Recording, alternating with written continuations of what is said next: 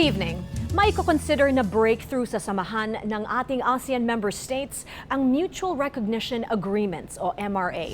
Masasabing ito ang key elements ng ASEAN integration sa pag-trade ng serbisyo. Nire-recognize nito ang polisiyang ginawa at pinagkasunduan ng ASEAN member states. Pero dahil bago ito sa atin, mayroon kayang dapat pang ayusin at alamin? Hihimayan natin yan dito lang sa One ASEAN. Isang mundo, anuman ang lahi o kulay mo, isang sigaw, makakamtan ang kinabukasan mo. Isang sigaw, matutupad pagsama-sama. Tagumpay ay makakamit basta tayo'y sama-sama na.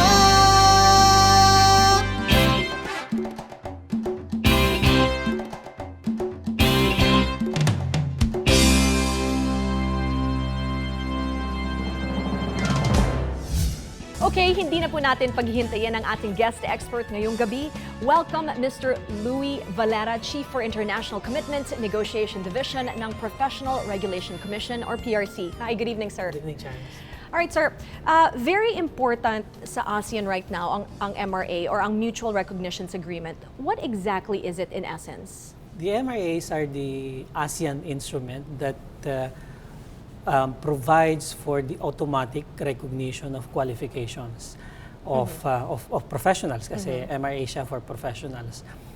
Sa madaling salita, ang ginagawa ng MRA ay kung ano ang na-comply mo sa bansa na pinanggalingan mo, compliant ka na rin doon sa bansa na pupuntahan mo. I see. Simply put, yun ang trabaho ng MRA. So basically, we are now about to open up a floodgate of licensed professionals from other countries within the ASEAN region, yun po ba, diba? In essence, no? In your knowledge po, how many meetings ang ginawa sa ASEAN to come up with this kind of program? Well, if we're going to look into the history of the MRAs, matagal. Yung pinakamatanda o yung pinakaluma o pinakanaunang napirmahan ng MRA, which is the MRA. More than a decade ago, right? Yeah, more than yes. actually. Kasi si MRA on Engineering Services napirmahan ito 2005 pa.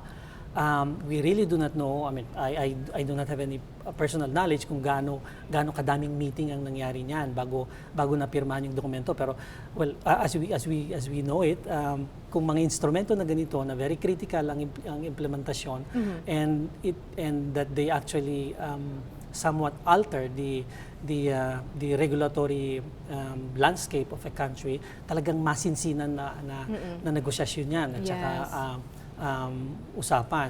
So anyway, yon si MRA Engineering Services napirmahan ng 2005. Pero again, it took a while also before it was implemented.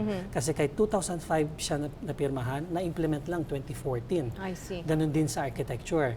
2007 siya napirmahan, pero it took a while. It took several years also. Because there were changes also in the documents and the inclusion sa mga kailangan i-implement. Yeah, may mga pag-aayos din sa mga ibang aspeto nito, pero ang nagpatagal sa kanya ay yung requirement niya talaga na dapat merong monitoring committee, may assessment statement na gagamitin ng monitoring committee, and then there are other administrative requirements set by the ASEAN Secretariat before each country actually can actually implement the MRA. So yun ang nagpatagal. I see. Okay, right now, Sir Louis, how far or how close are we in terms of implementing this sa ating mga professionals dito sa bansa? Siguro that would depend on what perspective. Kasi kung kunyari sa amin sa PRC, kung saan ay kami ang primary agency to oversee the implementation of the MRAs, we can say that we're doing good. We're right on track. Okay. Kasi nakapagsimula na tayo na magrehistro. So, well, with the help of the professional associations, we really have to bring the MRA, the essence of it, the purpose of it to our professionals. So, would you say we're more than halfway there? Yeah, of course. So, more than that. Pero kaya nga sabi ko, depende kung kaninong perspective. Kasi sa atin, as implementing agencies, nandun na tayo. Pero to the professionals probably who, well, the ultimate goal would be to be mobile actually, to be being able to establish practice in the other ASEAN countries.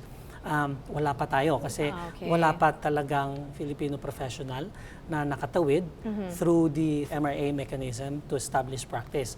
May mga Not nakahanda yet. na, not yet. So, ganun din, yung mga ASEAN professionals from the Different from the countries other- going to the Philippines. Yeah, wala pa Oo. rin. I Wala pa see. rin. Okay. So, what are the priority sectors na naaprubahan sa MRA? For the regulated professions, we have the engineering. Merong MRA on engineering services, Okay. and these necessarily include 12 engineering disciplines or professions as far as PRC is concerned. And then another instrument was signed for architecture and accountancy. Of course, Ganun. meron rin dyan yung mga nurses. Yes, Yes, of course. yun yung pangalawang classification naman. Under health, nursing, medicine, and dentistry. Yan. Okay, meron rin po tayo dyan yung tourism, correct? Oo, yeah. tourism and surveying, if I'm not Yung mistaken. surveying kasama din sa amin. Pero framework pa rin kasi siya. So, ipapaliwanag natin mamaya kung bakit framework at anong iniba niya sa actual MRAs. Sa tourism naman, hindi kasi si PRC ang nag-i-implement noon. Si Department of Tourism Yes, with of course. TESDA. Oo. Okay. So for now, Sir Louis, these are the priority sectors na naaprubahan for now, no? But we're looking forward that there will be other scopes Yeah, that will yeah, also that's be right. included. Itong mga sectors kasi na to, yung mga professions na ito, sila ang napili, well, probably because of the consideration that we are quite strong on this sector. So, madami tayong nurses. Okay. Magagaling mga doktor natin. Madami tayong inhinyero. We're actually all around. Ganon. Pero, hindi naman tayo tumitigil dyan. Si PRC mismo, meron kami ginagawa na alternative initiative. Ito, ina-extend namin yung benefit ng mga MRAs sa mga profesyon na hindi pa naisasama sa ASEAN MRAs. Okay, we're looking forward to that. Yeah, okay. Alright, habang nag-uusap po kami ni Sir Valera, maraming pumapasok na tanong sa isip ko. Kaya huwag po kayong maglilipat ng channel, babalik ang One ASEAN.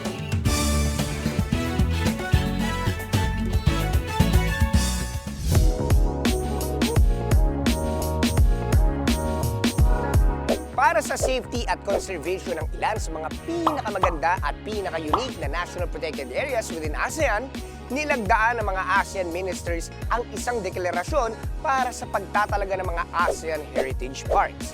Sa kasalukuyan, mayroon na tayong 38 heritage parks sa loob ng rehiyon at 8 rito ay mula mismo dito sa Pilipinas. Narito ang ilan sa mga ipinagmamalaking national parks ng ating bansa.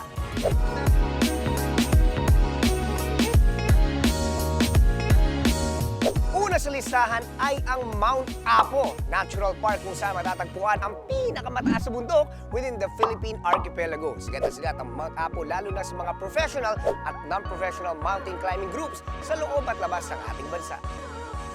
Sunod sa listahan ay ang Mount Igit Bako National Park located within the island of Mindoro.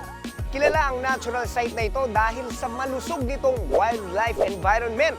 Dito rin matatagpuan ang isa sa mga most seriously endangered animals sa buong mundo, ang tamaraw. Sunod rito ay ang isa sa mga natitirang rainforest dito sa Pilipinas, ang Mount Kitanglad Range Natural Park. Kilala dahil sa diversity of species na naninirahan dito. At isang halimbawa dyan ay ang endemic Philippine Eagle. Panghuli sa ating listahan ay ang Tubataha Reefs Natural Park. Ang natural sanctuary na ito ay nakilala bilang isang halimbawa ng atoll reef na mayroong high density ng marine species. Kabilang ang natural park na ito at ang kabuuan ng Philippine Archipelago sa Coral Triangle, ang tropical marine area na bumubuo sa 75% ng mga coral reefs at 40% ng mga reef fishes sa buong mundo.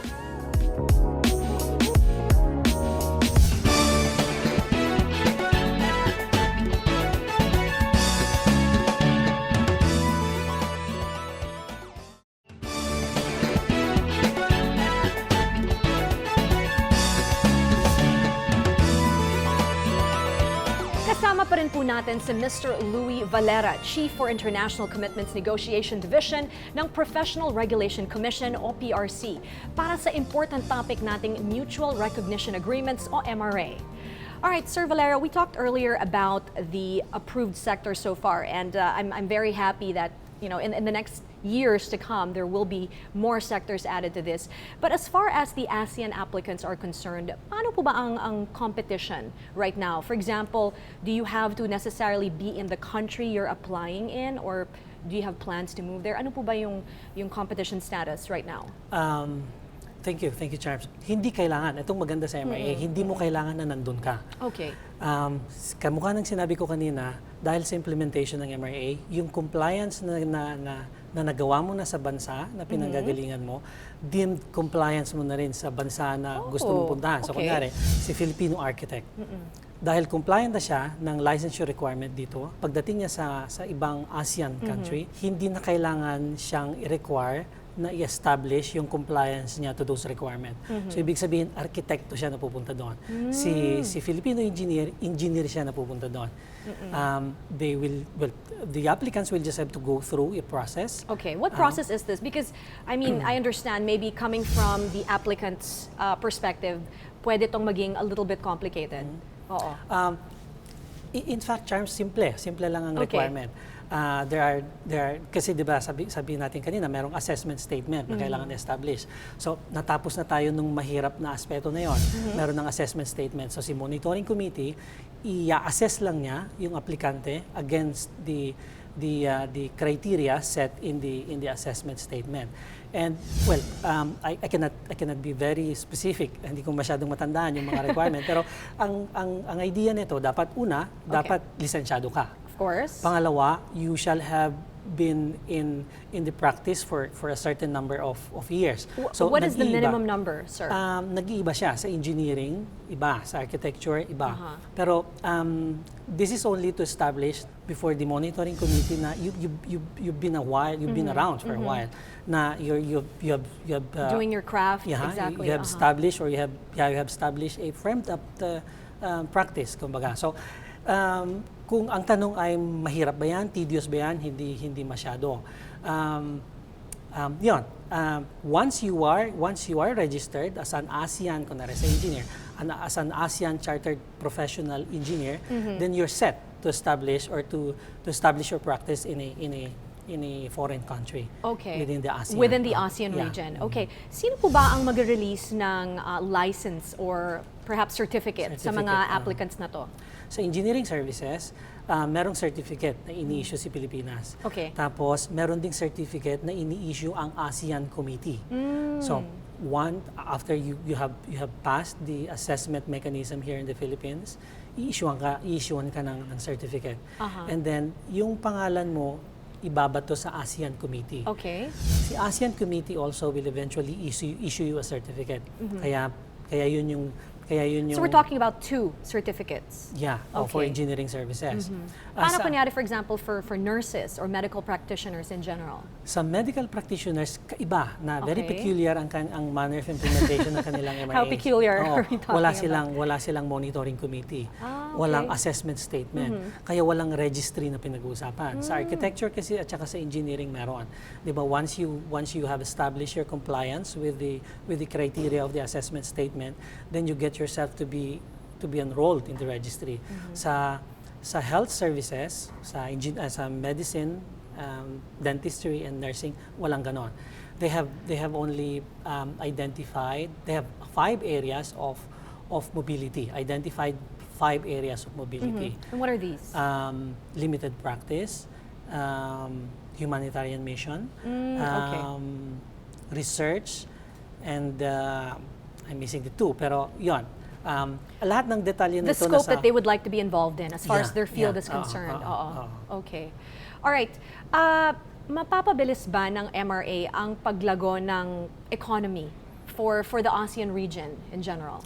Well, definitely, Charles. Because there will be a Yeah. trade of labor services. Tama yun. Katsaka, di ba, sabi natin, the overarching intention of the integration is to establish a single market production base. Okay. And that would definitely include services.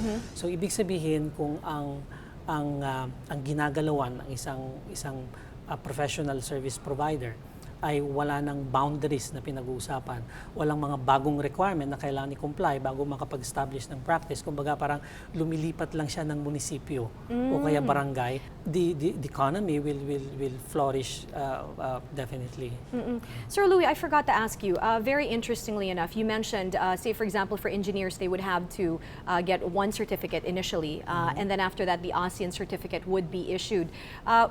Is there an expiry for these things? Perhaps, what if this engineer would like to, or this professional would like to apply sa ibang bansa naman? Does the ASEAN certificate hold true for all the other ASEAN countries in the region? Yeah. Or panibagong application process na uli? That's a good question Oo. kasi doon natin mapapaliwanag kung ano ang gist ng MRA. Yung certificate na inisyu ng ASEAN, hindi siya nag-expire. Okay. Yun ang That's great. yun ang bibitbitin niya, yun ang dadalhin niya kasi yun ang nagpapatunay na compliant na siya doon sa requirement na yun. Kaya pagdating kunwari So as long as he's practicing his profession, Yeah. that certificate from the ASEAN Committee stands. Yes, unless of course by cause babawiin 'yon. Lahat naman ng pribilehiyo, 'di ba? Ganon ang scheme niya. 'Yon. So hindi 'yun nag-expire. Yung certificate na binibigay ng Pilipinas, 'yun ang nag-expire. Okay. Pero again, that is only for complying with the regulatory requirement of Okay. the country. Okay. Ngayon, ang kinaganda ng MRA, meron kasi siyang provision that it provides for the compliance of the domestic law. So kunyari, yung medical act, yung regulatory law for the engineering professions, kung ano yung hinihingi niya na kailangan i-comply ng isang dayuhan, ng isang non-Filipino professional before they will be allowed to practice in the Philippines, ganun din. Hindi yun okay. binabawasan o hindi yun tinatanggal nung pag-implement natin ng MRA. All right, Yun ang sir. kinaganda niya. You know, that is great. I think it also clarifies the opportunity now that our Philippine professionals and, of course, those watching from different ASEAN countries, you know, what we're facing right now. What is your message for our professionals, interested professionals? The opening up of our shores to our ASEAN brothers and sisters is here. Hindi na natin pwedeng hindian yon o kaya iwasan. Sa amin kasi sa PRC, we are very much confident na si Filipino professional ay highly competitive. So hindi kasi natin din pwedeng i-discount na there are certain quarters na ganito pa rin ganito ang tingin o perspectives sa mga ginagawa natin sa ASEAN. Pero kasi unang-una, yun na nga, highly competitive si Filipino professional. So kahit sino ang katunggali niya, hindi siya matatalo. At saka yung safety nets na itinalaga ng batas, nandiyan pa rin. Hindi yun nabawasan, hindi yun tinanggal dahil sa pag-implement ng MRA. Si MRA mismo ang nagsasabi na kung anong requirement ng batas mo, ng regulatory law, ng domestic law, susundin pa rin yon o kaya tutuparin pa rin yon bago sila mabigyan ng authority to practice the profession. So dapat hindi na tayo nag-aagam-agam dito. And well, for those who are qualified to apply for registration to the ASEAN registries, dapat mag-apply na. Okay, thank you so much po, Mr. Louis Valera, Chief for International Commitments Negotiation Division ng Professional Regulation Commission o PRC. Thank you so much for You're gracing welcome. us. Anytime, We Chance. support your future initiatives. Thank you. Thank you. Isang magandang oportunidad na naman ang naipasa ng ating ASEAN Member States o AMS. Kung maipapatupad ito ng maayos at matatanggap ng bawat ka-ASEAN natin, hindi malayong maging malaking ginhawa ang ibigay nito sa rehiyon. Magbabalik pa po ang One ASEAN matapos ang ilang paalala.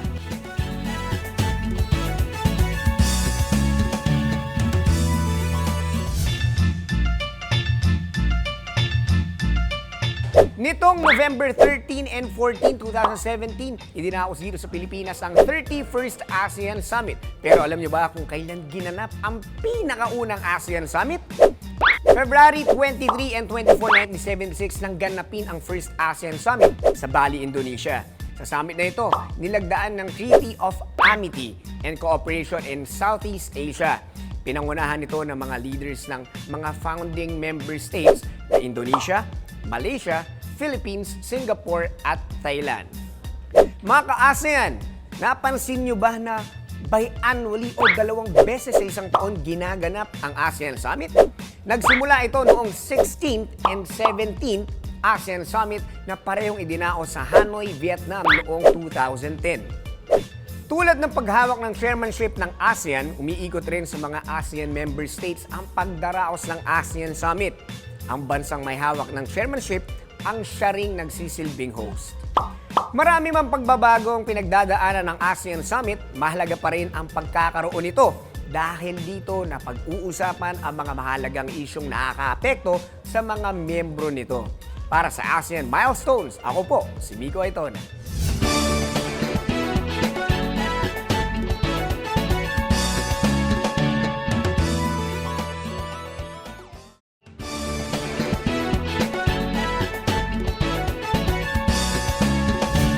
Nagbabalik ang One ASEAN. Pagandang topic natin today about economic opportunities on mutual recognition agreements. Ikaw, Miko, ano naman ang maipagmamalaki mong viral videos from social media? I'm so excited. Hi Charms, ako rin, excited na rin ako maipakita sa iyo yung mga videos na naipon ko. At sigurado ako na matutuwa ka na naman dito. Una na dyan itong nakaka-inspire na video mula sa Thailand. Ayan, i-play natin. Kuha ito sa isang elephant sanctuary sa Thailand kung saan tinutugtugan ng isang professional pianist ang isang blind elephant named Clara. O, kita nyo naman ha, enjoy na enjoy si Clara sa pakikinig at tumutugtog din siya. Talagang tourist attraction talaga sa Thailand ang mga elephant sila. Pero madami na rin dito ang mga na-abuse at na-injure. Kaya para po sa mga balak bumisita dyan sa Thailand imbis na sakyan, tugtugan na lang natin sila. O, di ba? Malay mo, maaliw pa sila sa atin, di ba? Okay, pumunta naman tayo sa Malaysia. Panuorin natin kung bakit ba nag-trending ang video na ito. Para sa mga mahilig sa cake at may kakaibang trip, pwedeng-pwede nyo itry itong pimple popper cakes. Pasintabi po sa mga kumakain kasi medyo maselan po yung makikita ninyo. Pero cake po siya, edible po, nakakain po yan. Gawa ng cakes Cape sa Kuala Lumpur, Malaysia, hugis mukha ng isang babae na punong-puno ng pimples. O, di ba? Ang lalaki ng pimples, at saka pinapapatalaga nila. Grabe. Parang hindi ko kayang kainin yan kahit na ang tamis, di ba, cake? Paano mo kakainin yan? Mapapaiho kayo talaga. Pero sabi nila, masarap daw yan. At talagang perfect ang lasa. Tapos, pwede nyo pang ipangregalo. Nako, baka pag pinangregalo ko yan, ipukul yung cake sa mukha ko. At yan, Charms, ang 2 trending na videos na naipon ko ngayon. Anong masabi mo dun sa, una muna, yung sa elephant na si Clara? Okay, sorry, na-distract talaga ako dun sa pimple cake. Sa elephant na Clara, I'm not surprised kasi music therapy talaga siya. So nakita natin na kahit, animal siya, na-affect siya in a positive way. And besides, I love elephants, pero mas happy ako kung happy din sila. Yung pimple popper cake naman natin, sa tingin mo, si Clara kaya papatulan niya yung ganung Ako, pangregalo siya sa kaaway. Perfect, Yes. pang-asar siya, di Diba? ba? Oo. Salamat, Charms! Alright, thank you din, Miko. At marami ding salamat sa Danlon's Enterprises para sa magaganda nating furnitures sa set natin. Isa nagiging problema ng ating bansa ay ang kawalan ng oportunidad sa trabaho.